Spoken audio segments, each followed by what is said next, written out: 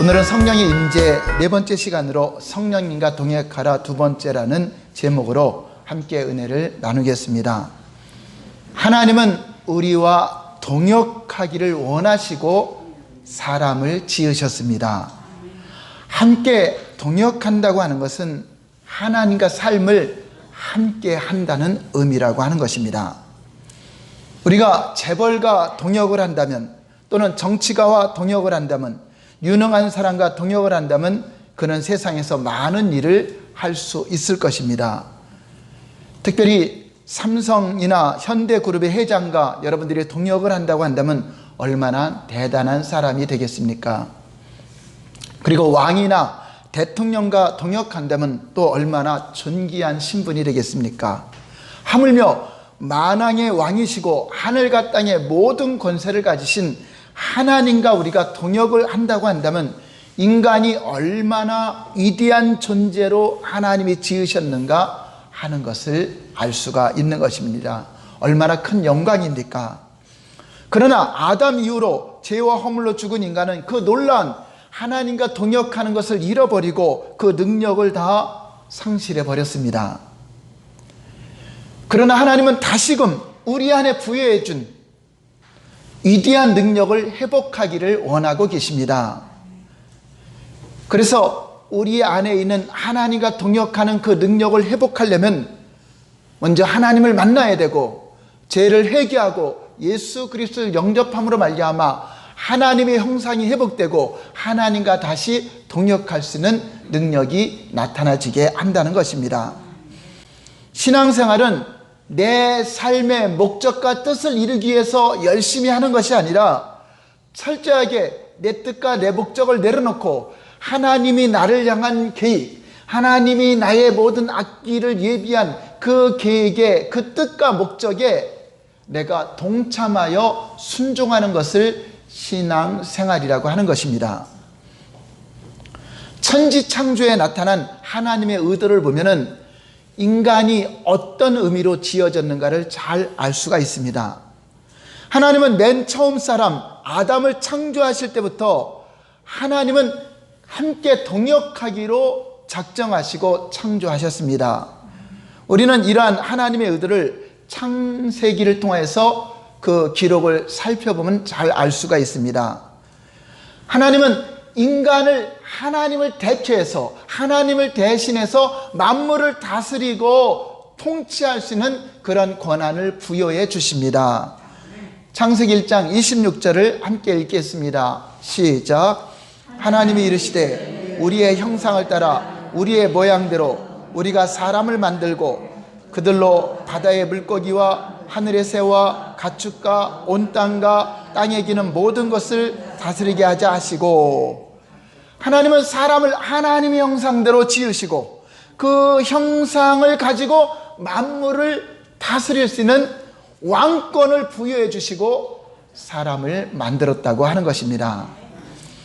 창세기 1장 27절을 볼까요? 다 같이 시작. 하나님이 자기 형상 곧 하나님의 형상대로 사람을 창조하시되 남자와 여자를 창조하시고, 28절 하나님이 그들에게 복을 주시며 하나님이 그들에게 이르시되 생육하고 번성하여 땅에 충만하라, 땅을 정복하라, 바다의 물고기와 하늘의 새와 땅에 움직이는 모든 생물을 다스리라 하시니라. 아멘. 사람이 이 땅의 모든 만물을 통치하고 다스리려면 그만한 권한이 있어야 돼요. 근데 능히 할 수 있는 그 권한이 바로 하나님의 형상이 주어졌다고 하는 것입니다.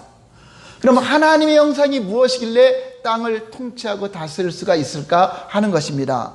고린도후서 4장 4절을 보시면 하나님의 형상을 잘 알 수 있습니다. 시작. 그 중에 이 세상의 신이 믿지 아니하는 자들의 마음을 혼미하게 하여 그리스도의 영광의 복음의 광채가 비치지 못하게 함이니 그리스도는 하나님의 형상이니라. 누가 하나님의 형상이라고요? 예수 그리스도가 하나님의 형상이신데 그 하나님의 형상은 하나님의 성품입니다. 바로 그리스도 안에 있는 하나님의 형상, 하나님의 성품을 사람에게 부여해 줬다고 하는 것입니다. 그래서 우리 사람은 피조물이지만 하나님의 신성에 참여할 수 있는 그 성품을 가지고 있었습니다. 그 하나님의 성품으로 땅을 정복하고 땅을 다스리고 사람과의 관계도 살아가야 되는 것입니다. 그런데 자유의지에 맡겨준 아담과 하와를 통해서 그 하나님의 형상으로 정복하고 땅을 다스려야 되는데 그것을 상실해 버렸어요. 하나님을 거역하고 자기 의지로 하나님 말씀을 거역하고 마귀가 미혹하는, 뱀이 미혹하는 그 말을 듣고 뱀에게 순종함으로 자기에게 주었던 권한을 뱀에게 다 넘겨줘 버리고 말았다고 하는 것입니다. 하나님은 우리에게 자유의지를 주지 않고 강제로 역사하셨다면 우리가 마귀한테 순종하지도 않을 것이고 마귀한테 넘겨주지도 않을 것인데, 자유의지를 줬다고 하는 것은 우리를 기계적으로 강제적으로 하나님 쓰는 것이 아니라 우리의 그 자발적인 마음으로 하나님과 함께 동역하기를 원하신 것이었습니다. 아담이 자기 자유의지를 가지고 하나님 말씀에 순종하여 살도록 지음받았는데 그 말씀을 거역하고 마귀의 유혹을 받아서 마귀의 말을 듣고 마귀 말에 순종함으로 자기에게 주었던 권한, 땅을 정복하고 다스리는 그 모든 권한을 마귀에게 넘겨줬습니다. 그래서 마귀는 그때부터 뭐가 되죠? 세상 임금이라고 부르는 것입니다. 세상 임금은 뭐죠? 세상을 통치하고 다스리는데 오히려 사람이 그렇게 해야 되는데 마귀의 지배 아래 들어가서 마귀가 다스리는 세상에서 살게 된 것이라고 하는 것입니다. 그래서 하나님은 예수 그리스도를 다시 보내주셔서 우리의 죄악을 대신 십자가에서 담당하게 하시고 누구든지 예수님께로 와서 예수님을 믿고 죄사함 받은 자는 다시금 하나님의 형상을 영접함으로, 형상이 우리 안에 들어오므로 다시 하나님의 형상으로 만물을 다스릴 수 있는 그러한 권한과 그러한 왕권이 다시 부여됐음을 믿으시기 바랍니다. 한번 따라서 할까요? 나는 왕같은 제사장이다. 네, 왕같은 제사장이라는 말은 하나님을 섬기는 제사장직을 감당하지만 우리는 왕권이 다시금 회복되었다는 것을 의미하고 있는 것입니다. 그 왕권이 회복되려면 반드시 우리 안에 뭐가 회복되어야 돼요? 하나님의 형상이 회복되어야 그 하나님의 형상으로 살아갈 때 능히 할 수 있다고 하는 것입니다. 갈라디아서 4장 19절을 보시면 시작. 나의 자녀들아 너희 속에 그리스도의 형상을 이루기까지 다시 너희를 위하여 해산하는 수고를 하노니. 그래서 하나님의 목적은 우리 인간들이 잃어버렸던 하나님의 형상을 다시 회복시켜서 그 형상으로 살아가도록 하는 것이 하나님의 뜻인데, 그 형상은 갖지 않고 자기들의 육신적인 살아가는 그 생각으로 살면서 교회만 다니는 사람들, 다시 해산하는 수고를 통해서 하나님의 형상이 이루어지기를 원하고 있다고 하는 것입니다. 아담은 하나님과 동역하며 하나님 말씀에 순종해야 함에도 불구하고 오히려 마귀와 동역함으로 결국 마귀가 지옥 형벌을 받게 되는 그 마귀와 함께 우리도 멸망으로 가게 되는 그런 동일한 처지가 된 것입니다. 로마서 6장 16절을 보시면 다 같이 시작. 너희 자신을 종이로 내주어 누구에게 순종하든지 그 순종함을 받는 자의 종이 되는 줄을 너희가 알지 못하느냐. 무슨 말이냐면 내가 하나님께 순종하면 하나님의 종이요, 내가 마귀 말에 순종하면 마귀의 종이라는 것입니다. 그러니까 우리가 아무리 아니라도 마귀가 시키는 대로 살아가는 자는 다 마귀의 종으로서 내 몸을, 내 생각을 다 내어주게 된다고 하는 것입니다. 그러므로 우리가 하나님 말씀에 순종하여 하나님과 동역을 해도 내가 주체가 되는 것이 아니라 그 동역의 경영권은 하나님께 있음을 알아야 돼요. 내가 하나님을 마음대로 이거 해주세요 저거 해주세요 하고 내가 동역의 주체가 되는 것이 아니라 하나님이 주체가 돼서 하나님이 하라고 하는 일에 내가 동참하는 것입니다. 하나님은 그만큼 왕권을 부여한 아담을 동역자로 삼아서 하나님의 뜻과 목적을 이루시기를 원하고 계십니다. 동역자라는 의미를 한번 알아보겠습니다. 동역자라는 말은 한번 따라서 할까요? 동업자. 네, 동역자는 동업자라는 말과 같은 것입니다. 일반적으로 동업자는 재물과 시간과 재능과 노력을 공동 투자해서 그 이익을 분배해서 나눠 가지는 것을 말합니다. 그러나 성경에서 말하는 동역자는 그 의미가 다릅니다. 성경에서 말하는 동역자의 의미에는 두 가지 요소가 있는데, 첫 번째는 하나님의 주도권. 동역을 해도 내가 주도권을 갖는 것이 아니라 하나님이 주도권을 갖는다고 하는 것입니다. 모든 것을 하나님이 계획하시고 하나님이 모든 면에서 인도하는 것인데, 우리는 하나님의 뜻을 따라 하나님의 목적을 따라 내가 그 일에 동참하는 것을 말하고 있는 것입니다. 그리고 하나님과 동역한다는 것은 하나님이 주체이면서 하나님의 자원으로, 우리 자원을 필요하지 않습니다. 하나님의 자원을 공급하시고 하나님의 능력을 공급하시고 하나님의 모든 걸 다 공급해 주면서 단지 우리는 내 몸으로 하나님께 드려지는 삶. 자, 어떤 게 쉬울까요? 여러분들이 다 돈 들이고 모든 거 다 자원을 투자해서 여러분들이 계획하고 가는 게 쉬워요? 하나님이 다 투자하는 게 좋아요? 그렇죠. 우리는 단지 거기에 쓰임받는 게 얼마나 감사해요. 그럼에도 사람들은 자기가 계획하고 자기 뜻으로 자기 자원으로 하려고 하니까 힘든 삶을 살아가게 되는 것입니다. 여러분, 홍해를 가른 일을 보면은 오늘 본문 말씀에 홍해를 가른 일을 나타내는 것인데, 자, 홍해의 바다를 가른 것이 모세의 계획이었습니까? 하나님의 계획이었습니까? 그렇죠. 하나님의 계획이었습니다. 또 진짜 갈라진 것이 모세의 능력으로 갈라졌어요? 하나님의 능력으로 갈라졌어요? 네, 단지 모세는 하나님의 계획 속에 따라가고 순종하고 그 일이 이루어지도록 기도한 것뿐입니다. 거기에 하나님의 자원이 와서 바다를 갈랐고 하나님의 뜻과 목적에 놀라운 역사가 일어났다고 하는 것입니다. 하나님은 먼저 모세에게 계획을 알려줍니다. 출애굽기 14장 1절부터 4절까지 보겠습니다. 다 같이 시작. 여호와께서 모세에게 말씀하여 이르시되 자손에게 명령하여 돌이켜 바다 믹돌 사이에 비아하롯 앞 곧 바알스본 맞은편 바닷가에 장막을 치게 하라. 바로가 이스라엘 자손에 대하여 말하기를 그들이 그 땅에서 멀리 떠나 광야에 갇힌 바 되었다 하리라. 내가 바로의 마음을 완악하게 한즉 바로가 그들의 뒤를 따르리니 내가 그와 그의 온 군대로 말미암아 영광을 얻어 애굽 사람들이 나를 여호와인 줄 알게 하리라 하시매 우리가 그대로 행하니라. 예, 바로 홍해 바다 앞에 장막을 치고 진을 친 것이 모세의 계획이 아니라 하나님이 그리하라고 그 길을 알려줬습니다. 그래서 하나님이 행할 길을 알려준 대로 따라간 겁니다. 모세는.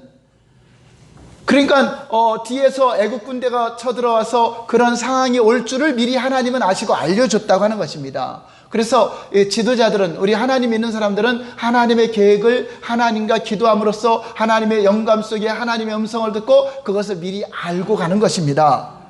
그래서 상황이 아무리 우겨싸움을 당하고 많은 사람들이 우리를 진친다 할지라도 하나님은 능히 승리하시는 분이기 때문에 우리가 염려하지 않고 두려워하지 않고 나아갈 수 있다고 하는 것입니다. 자, 하나님의 계획 속에 모세와 백성들이 그대로 순종했다 그랬어요. 우리가 그대로 행하니라. 자, 오늘 본문 볼까요? 출애굽기 14장 13절 볼까요? 시작. 백성이 이르되 너희는 두려워하지 말고 가만히 서서 여호와께서 오늘 너희를 위하여 행하시는 구원을 보라. 14절. 오늘 본 애굽 사람을 영원히 다시 보지 아니하리라. 여호와께서 너희를 위하여 싸우시리니 너희는 가만히 있을지라. 너희는 가만히 있을지어다. 하나님이 하시는 구원을 보라, 하나님이 하시는 능력을 보라 하는 것처럼 때로는 우리가 하나님 말씀에 순종하고 갈 때 우리 힘으로 아무것도 할 수 없습니다. 우리 힘으로는 죽을 수밖에 없습니다. 그런데 주님을 바라볼 때 주님은 하늘에 하늘문이 열리고 또 하나님은 동풍도 불어오게 하시고 하나님은 여러 가지 우리가 생각지 못한 일들을 통하여서 악한 원수들을 다 멸하시게 하시는 분임을 믿으시기 바랍니다. 그래서 하나님의 주도권을 내가 가지려고 하면 안 돼요. 하나님께서 주도권을 잡으셨고 우리는 거기에 동역을 하는 것입니다. 하나님은 하나님의 뜻과 목적, 하나님과 동역하기 위해서 세 가지를 우리에게 계시하십니다. 첫 번째 계시하는 것이 하나님 자신을 계시하십니다. 한번 넘겨보세요. 하나님 자신을 계시하세요. 왜 하나님 자신을 계시하시냐? 나는 아브라함의 하나님, 이삭의 하나님, 야곱의 하나님이라 자신을 드러내는 것입니다. 주님 누구십니까? 그러면 나는 만군의 하나님 여호와라. 나는 너희들이 십자가에 못 박은 바로 예수다. 나는 네가 핍박하는 그 예수다라고 자신을 계시하는 것처럼 먼저 하나님이 여러분들에게 나타나시면 하나님이 누구신가를 계시해 줍니다. 그것은 왜 계시하죠? 하나님을 알고 친밀한 교제를 누리라고 하는 것입니다. 두 번째는 우리에게 하나님이 나를 부른 목적을 계시해 줍니다. 부르심의 목적. 내가 너를 이렇게 쓰길 원한다.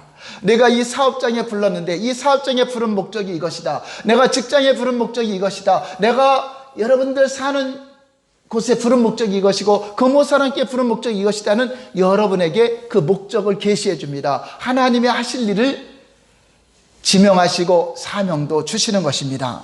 그 목적을 알아야 우리가 그 일에 아멘 그리하겠습니다 하고 따라가는 것입니다. 그리고 그 목적을 알려주시고 어떻게 하라고 길을 계시하십니다.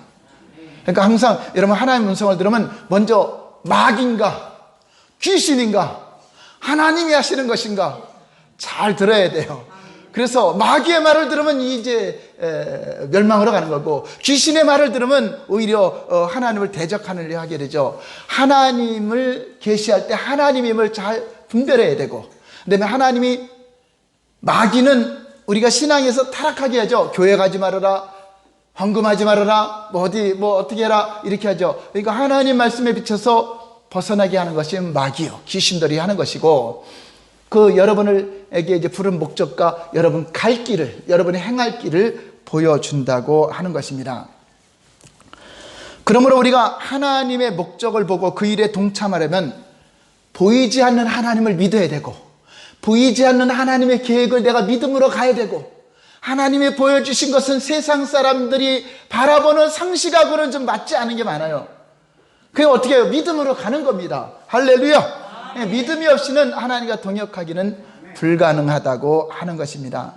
그러므로 우리는 우리에게 하나님 자신을 계시하여 주심을 잘 바라보고 그분과 친밀한 관계를 잘 누리고 주님의 말씀에 한 걸음 한 걸음 순종하여 가는 것이 신앙생활의 가장 중요한 요소라고 하는 것입니다. 그럼 어떻게 그 목적을 이루실 길을 계시해 줍니까? 그것은 하나님 말씀의 근거에서 우리가 믿을 수 있도록 하나하나 확실하게 가르쳐 주시고 한번 말씀에서 못 알아들으면 또 다른 방법으로 계속적으로 하나님 우리에게 계시해 주시고 환경을 통해서나 여러 가지 방법으로 우리가 행할 길을 알려주시고 우리는 그 주님이 명하신 대로 따라가면 되는 것입니다. 이사야 53장 6절을 보시면 하나님이 볼 때 제약이 무엇인가가 나옵니다. 다 같이 시작. 우리는 다 양 같아서 그릇 행하여 각기 제 길로 갔거늘 여호와께서는 우리 모두의 죄악을 그에게 담당시키셨다. 여러분들이 각기 자기 뜻대로 살아가는 게 죄입니다. 하나님 뜻과 상관없이 하나님 말씀과 상관없이 내 뜻대로 살아가는데 또 교회까지 와서도 하나님 내 뜻을 이루어주시고 내 목적을 이루어주시고 한다면 여전히 죄를 짓고 살아가는 것을 회개하는 것이 아니라 여전히 그 죄악에 축복해달라고 하니 하나님하고 맞지가 않는 것입니다. 그래서 이제 그리스도인들의 삶의 목적은 내 뜻과 내 목적을 내려놓고 내가 기업을 하든 내가 사업을 하든 내가 어느 직장을 다니든 하나님의 뜻과 목적을 따라 그곳의 부르심의 목적대로 살아가는 것이 우리의 삶이라고 하는 것입니다. 고린도후서 5장 15절 말씀을 보시면 다 같이 시작. 모든 사람을 대신하여 죽으심은 살아있는 자들로 하여금 다시는 그들 자신을 위하여 살지 않고 오직 그들을 대신하여 죽었다가 다시 살아나신 이를 위하여 살게 하려 하심이라. 예수님이 왜 십자가에서 죽으셨다가 살아났느냐? 다시는 너희가 너희들 위해서 자신을 위해 살지 말고 이제 우리 인간을 만든 목적은 주를 위해 살도록 만들었다. 주님이 계획한 뜻대로 땅을 정복하고 다스리며 하나님 나라를 선포하고 하나님 나라를 세우기 위해서 만들었다는 것을 이제 깨달으라고 하는 것입니다. 한번 따라서 할까요? 다시는 내 자신을 위해 살지 않고 나를 위하여 죽으셨다가 다시 사신 주를 위해 사는 것이다. 그것이 하나님이 우리에게 원하는 것이고 우리가 살아가야 될 목적이라고 하는 것입니다. 동역자의 의미, 첫 번째는 하나님이 주도권을 가지고 있다. 두 번째 요소는 한번 따라서 할까요? 인간이 하나님의 뜻에 동참하는 것이다. 뭐 같은 말이지만 하나님이 주도권을 잡고 나는 그 안에 주여 내가 여기 있나이다.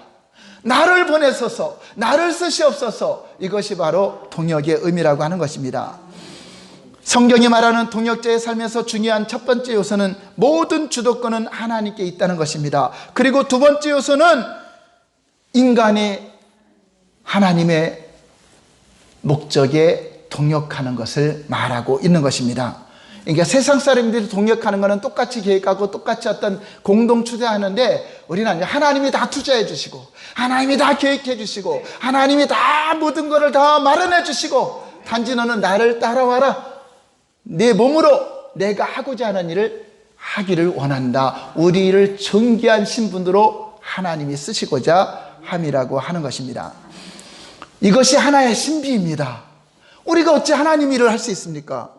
그러니까 하나님은 그 일을 할 수 있도록 우리를 부르셨고 우리와 동역을 하시는데 이 놀라운 하나님의 의도 속에 있는 신비한 일입니다. 이것은 세상 사람들이 알 수도 없고 설명할 수도 없는 이야기입니다. 여러분들은 알아듣죠?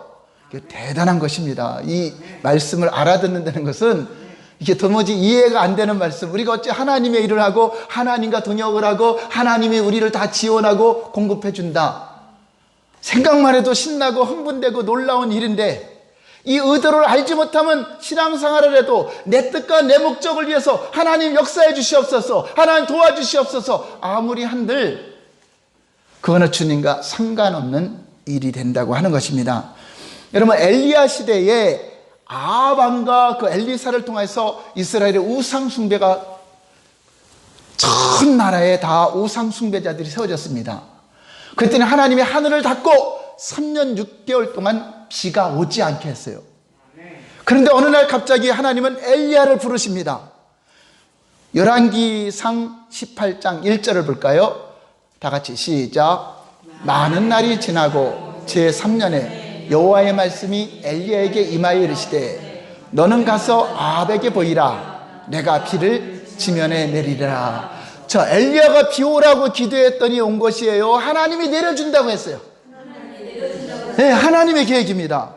그러니까 이스라엘에 비가 오는 것은 엘리야의 계획도 아니고 아합의 계획도 아니고 하나님의 계획이었다고 하는 것입니다. 엘리야는 하나님이 보여주신 계획에 본인이 동참했을 뿐입니다. 그는 실제로 손바닥만한 구름이 떠오를 때까지 어떻게 동참했죠? 기도로 동참했습니다. 머리를 무릎 사이에 집어넣고 7번까지 구름이 뜰 때까지 기도했습니다. 이것이 바로 우리가 기도로 하나님께 동역을 하고 하나님의 뜻이 이루어지도록 기도하고 행동을 하는 것을 동역이라고 하는 것입니다. 여러분, 만약에 엘리야가 하나님의 뜻에 부름의 목적에 따라 순종하지 않고 나는 비가 오든지 안 오든지 나는 상관할 바가 없습니다. 이스라엘이 범죄하니까 이렇게 가뭄이 하는데 그냥 다 멸망하도 난 아무 상관없습니다 하고 도망가 버렸다면 하나님의 계획에 차질이 온다고 하는 것입니다. 하나님의 계획이 늦춰진다고 하는 것입니다. 물론 엘리야가 아니면 다른 사람을 통해서 하나님의 계획은 이루어지는데 사단은 어찌하든지 우리로 하나님의 일에 동참하지 못하게 함으로 말미암아 하나님의 일을 지연시키고 하나님의 일이 이루어지지 않도록 방해 공작을 한다고 하는 것입니다. 엘리야가 그 말씀에 동참하지 않고 기도하지 않았으면 비 안 왔을 겁니다. 엘리야가 동참했기 때문에 비가 왔다고 성경은 정확하게 기록하고 있습니다. 야고보서 5장 17절 볼까요? 다 같이 시작. 우리와 성정이 같은 사람이로되 그가 비가 오지 않기를 간절히 기도한 즉 3년 6개월 동안 땅에 비가 오지 아니하고 그 다음 절에는 또 기도한 즉 비가 내려왔다고 성경은 증가하고 있습니다. 무슨 말입니까?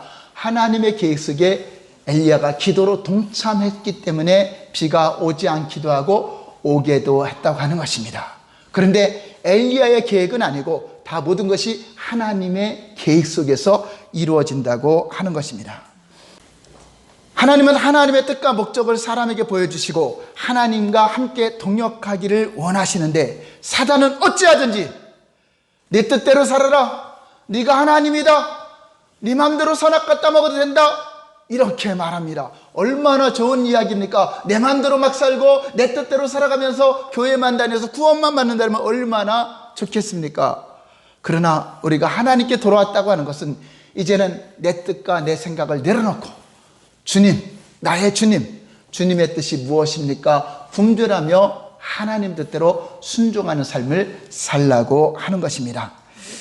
그러므로 하나님의 뜻과 목적이 여러분들이 순종하지 않으면 이 나라 온 세상에 복음이 전파되고 하나님의 교회가 세워지는 거, 여러분이 복음을 안 전해도 누군가는 전하게 될 것이고 누군가는 교회를 세우게 될 것이고 하나님의 뜻은 이루어지는데 그 뜻이 저와 여러분을 통해서 이루어지기를 예수님 이름으로 축원합니다. 이것이 동역자의 삶의 중요한 요소이고 하나님의 신비라고 하는 것입니다. 오늘날도 신앙생활이 마치 자기 뜻을 이루고 자기의 목적을 이루는 것이라면 주님과 상관없는 신앙생활이 될 수 있다라고 하는 것입니다. 마태복음 7장 21절에서 이런 말씀이 그래서 나온 겁니다. 다 같이 시작. 나더러 주여 주여 하는 자마다 다 천국에 들어갈 것이 아니요 다만 하늘에 계신 내 아버지의 뜻대로 행하는 자라에 들어가리라. 누가 하나님을 믿는 자냐, 누가 예수님을 믿는 자냐, 말로만 주여 주여 하는 것이 아니라 내 뜻을 내려놓고 주님 뜻대로 살아가려고 하는 자, 여러분들이 그렇게 행했기 때문에 구원받는 것이 아니라 하나님께 들어와서 진정한 믿음을 가졌다면 다시는 자기 자신을 위해서 일하지 않고 나를 위해서 죽었다가 다시 사신 주님의 뜻대로 살아가려고 하는 자들이 진정한 믿음의 사람이요 그리스도인이라고 하는 것을 깨달으시기 바랍니다. 그래서 하나님과의 그 동역을 하려면 먼저 하나님의 음성을 잘 들어야 돼요. 하나님의 음성을 못 들으면은 지금 설교를 통해 여러분들도 지금 하나님의 음성을 듣는 겁니다. 근데 나가면서 다 잊어버리면 오늘 무슨 말을 했지? 내가 뭐 어떻게 살아야 되지? 그 잊어버리면 어떻게 해요? 다 내 생각대로 살잖아요. 그래서 하나님 말씀이 생각나야 되고 깨달아져야 되고 성령님과 교제를 해야 돼. 성령님은 내가 말한 것을 생각나게 하리라. 내가 말한 것을 가르쳐 주시라. 너희를 진리 가운데로 인도할 것이다. 그래서 성령님과 친밀한 관계를 누려야 돼요. 하나님은 항상 저와 여러분과 임재하고 있습니다. 그분을 인정해야 그분의 음성이 들려옵니다. 근데 사람들은 하나님의 임재 안에 들어오려고 안 하고 다 도망가려고 해요. 하나님을 두려워하고 하나님을 무서워하고 멀리 피해서 그게 자유롭다고 생각해요. 근데 그렇지 않아요. 하나님 안에 더 들어와야 자유롭고 하나님 앞에 깊이 들어와야 기쁘고 그래야 여러분에게 꺼리낌도 없어지게 됩니다. 출애굽기 20장 18절부터 21절을 보시면 하나님이 임재했을 때 백성들은 어떻게 행동하는가? 다 같이 시작. 뭇백성이 우레와 번개와 나팔 소리와 산의 연기를 본지라 그들이 볼 때 떨며 멀리 서서 모세에게 이르되 당신이 우리에게 말씀하소서 우리가 들으리이다. 하나님이 우리에게 말씀하시지 말게 하소서 우리가 죽을까 하나이다. 20절 모세가 백성에게 이르되 두려워하지 말라. 하나님이 임하심은 너희를 시험하고 너희로 경외하게 하여 범죄하지 않게 하려 하심이니라. 21절 백성은 멀리 서 있고 모세는 하나님이 계신 흑암으로 가까이 가니라. 여러분 하나님을 피하여 달아날 것인가? 하나님께로 가까이 나아갈 것인가? 우리는 주님의 음성을 들으려고 점점점 가까이 더 친밀하게 하나님과 가까운 사이가 되시기를 예수님 이름으로 축원합니다. 그래서 하나님이 주시는 어떤 기도 응답에만 여러분 관심 갖지 마시고 그분의 얼굴을 구하시기 바랍니다. 주님의 얼굴은 여러분 이름을 부를 때 내가 여기 있다. 그렇죠? 아무리 저와 여러분들도 저를 안 부르면 저 목회실에 있어도 아무 반응도 안 했잖아요. 그러나 여기가 누가 큰 소리로 목사님하고 부르면 제가 반응하죠. 이것처럼 하나님의 얼굴을 구하는 거는 한번 따라서 할까요? 주의 이름을 부르는 것이다. 네, 크게 부르짖기도 하지만 예수님, 성령님, 하나님 아버지 자꾸 부르시기 바랍니다. 그분의 얼굴을 부르는. 그러면 하나님은 항상 보면 내 얼굴을 내게로 향하여 드사 평강 주시길 원하고 은혜 베푸시길 원하고 너를 지키시길 원하며 너를 복 주시길 원한다, 그렇게 말하라. 그러니까 하나님은 항상 우리를 얼굴을 향하여 들고 있다는 것입니다. 근데 우리가 피하고 있으면 안 되잖아요. 그러니까 여러분들이 하나님의 얼굴을 구하는 것은 그 이름을 부르는 것입니다. 주님이라 부르든 숨쉬는 순간순간마다 계속 하나님의 얼굴을 부르면 그분이 응답하시고 갈 길을 지도해 주신다고 하는 것입니다. 많은 사람들은 교회를 다니면서 성경 말씀을 통해서 구약의 옛날 연애편지, 신약의 새로운 연애편지, 이 편지를 많이 보고 하나님을 잘 안다고 생각해요. 수많은 사람들도 하나님을 잘 안다고, 교회 오래 다니면 하나님 잘 안다고 생각해요. 그런데 주님은 이렇게 말합니다. 나는 네가 하나님에 대해서, 나에 대해서 얼마나 잘 아는가는 관심 없다. 내가 너에게 하고 싶은 질문은 이것이다. 너 정말 나를 아느냐? 정말 나를 원하느냐? 이것을 물어보는 겁니다. 성경은 하나님에 관해서 정보를 제공해 줘요. 성경을 많이 아는 것은 하나님에 관해서 많이 아는 겁니다. 그렇다고 하나님을 아는 것이 아닙니다. 그 실존하신 하나님과 내가 교제를 해야 하는 겁니다. 바리새인과 서기관들처럼 성경을 달달달 외운다고 해서 하나님을 아는 것이 아니라 성령님과 교제를 하고 성령님과 체험을 하고 성령님과 경험을 해야 하나님을 안다고 하는 것입니다. 여러분, 우리가 이순신 장군을 알 때 자서전이나 또 학교에서 배웠거나 사람들이 말을 듣고 이순신 장군이 누군지 알아요. 근데 그분이 여러분 알까요? 이순신 장군이 우리 알아볼까요? 모르죠. 왜냐? 지식으로 아는 거는 이순신 장군에 관해서 아는 거지, 그분을 알려면 그분을 만나야 되고 그분을 체험해야 되고, 그런데 만날 수가 없잖아요. 이순신 장군은 역사적으로 이미 이 땅에 사라졌기 때문에 못 만나요. 근데 하나님은 만날 수 있습니다. 어제나 오늘의 영원토록 동일하시기 때문에 오늘도 만날 수 있고 내일도 만날 수 있고 성령님은 믿음으로 언제든지 만날 수 있기 때문에 그분과 교통하는 삶을 사는 사람이 하나님을 아는 사람이다. 여러분들이 하나님을 얼마나 잘 알고 있는가 질문하면 내가 주님과 얼마나 교제하고 있는가, 그것을 물어보는 거죠. 성경을 몇 독했느냐?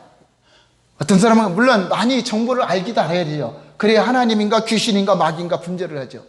하나님을 잘 알아도, 지식으로 알아도 실존하시는 그분을 만나지 않으면 모르는 겁니다. 성경에는 모세가 만난 하나님, 아브라함이 만난 하나님, 다윗이 만난 하나님, 그 하나님 나하고 무슨 상관이 있어요? 내가 만난 하나님, 내가 함께하는 하나님, 나의 기도에 응답하시고 하나님의 음성에 귀를 기울이는 그 하나님을 여러분의 하나님이 되어야 된다고 하는 것입니다. 할렐루야. 그래서 구약에는 안다는 말이 히브리어로 야다, 헬라어로는 기네스코, 이것은 경험하다, 잠자리를 같이 하다, 함께 잠을 자다, 함께 살다는 의미입니다. 그 사람이 안다고 하는 것입니다. 여러분, 지식으로 말만 듣고 연예인에 대해서 여러분 알아도, TV 보고 알아요. 근데 만나면 그분이 나를 알아요? 모르잖아요. 그분을 만나서 교제하고 그분의 제자가 되고 그분과 함께 사는 사람은 알겠죠. 바로 하나님을 그렇게 살라고 하는 것입니다. 함께 살면서 동역하라고 하는 것입니다. 저도 전에는 교회를 오래 다녔고 성경 공부도 가르치고 했기 때문에 내 나름대로는 하나님을 잘 안다고 여겼어요.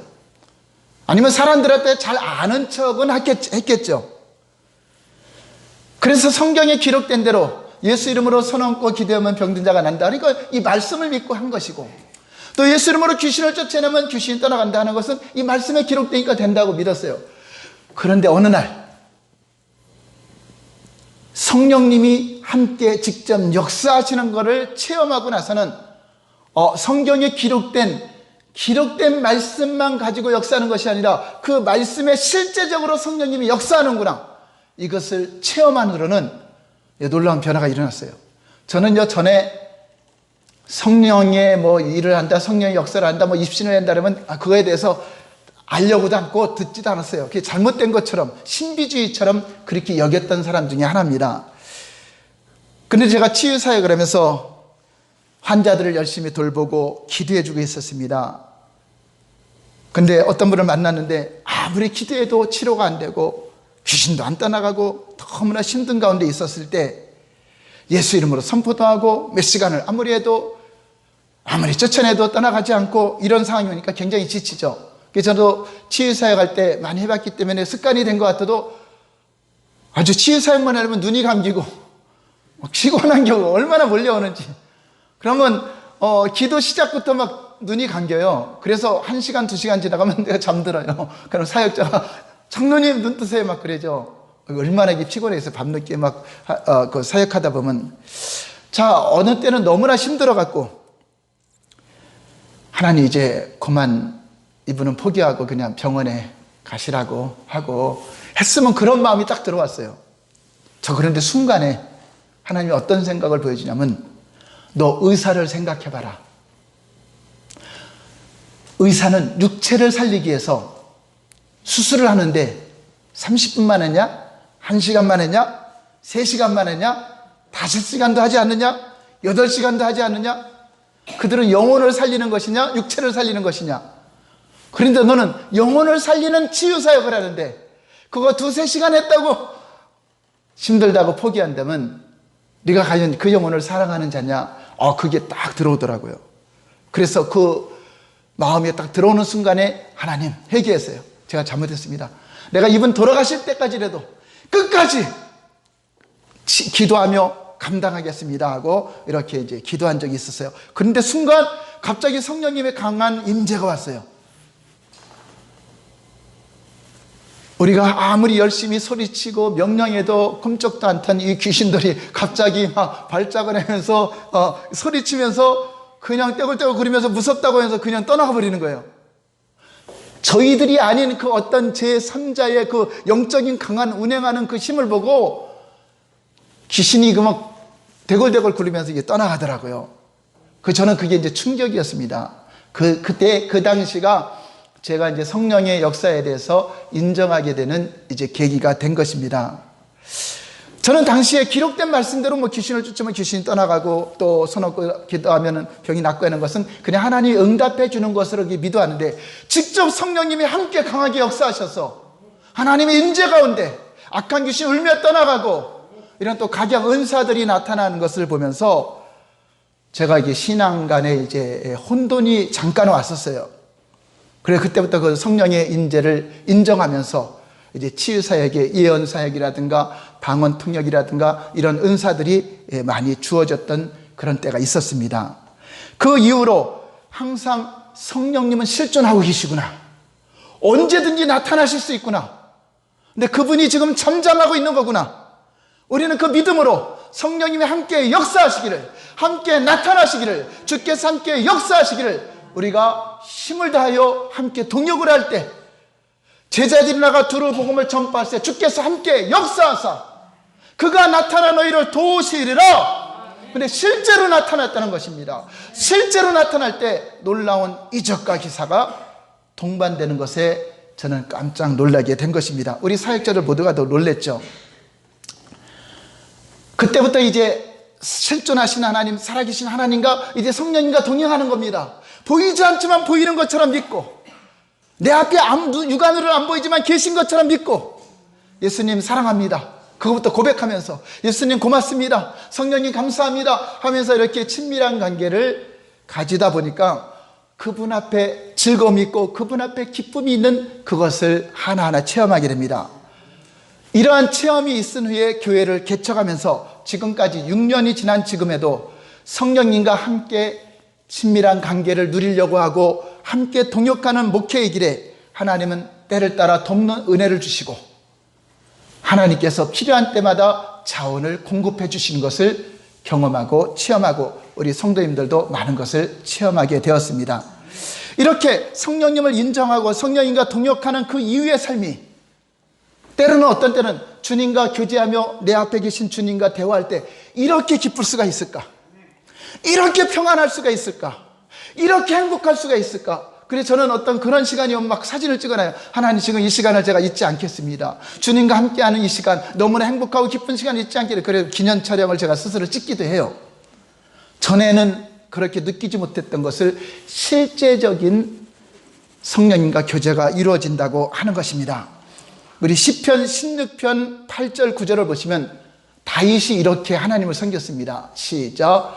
내가 여호와를 항상 내 앞에 모시며 그가 나의 오른쪽에 계심으로 내가 흔들리지 아니하리로다. 9절. 이러므로 나의 마음이 기쁘고 나의 영도 즐거워하며 내 육체도 안전히 살리니. 바로 하나님을 항상 내 앞에 모셨다. 여러분, 모시지 않아도 계세요. 근데 그분을 인정하는 겁니다. 그분을 인정했더니 진짜 그분 앞에 기쁨이 있어요. 하나님이 계시니까 사람들이 채워주는 기쁨보다 더 큰 기쁨. 어버이날 자녀들이 안 찾아와도 하나님이 내 앞에 계시니까 기쁘고. 실제 그러한 기쁨을 누리시길 바랍니다.